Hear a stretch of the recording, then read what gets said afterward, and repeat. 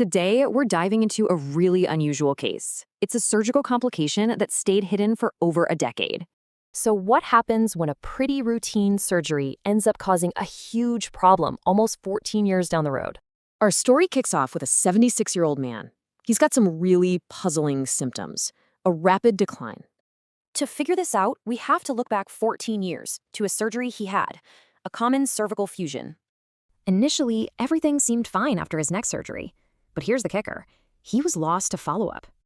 And this is just incredible. An early X-ray actually showed a loose screw, a critical clue that was missed. Okay, so fast forward to the present. His condition is getting worse, so doctors have to move fast. First up, an MRI. It showed his spinal cord was being severely compressed. That's a big problem. Then a CT scan confirmed it. The bone around the old hardware was literally being eaten away. So we've got infection, bone loss, and compression. But what was the real root cause of all this? And the answer was, just shocking.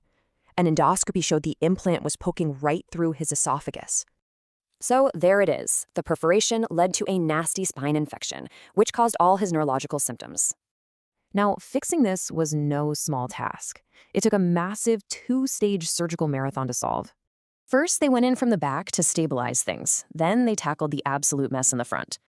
Just think about that second surgery. It took over 9 hours, 561 minutes to be exact. As you can imagine, recovery was a long haul, but slowly and steadily, he started to make real progress. And check this out. A year later, scans show a solid, stable spine, a fantastic surgical success. The big takeaway here, this can happen more than a decade later, all because of a chronically loose implant. This case really drives home a few critical lessons for surgeons and their patients about long-term care. It leaves us with a really tough question, doesn't it? How can we prevent something like this from ever happening again?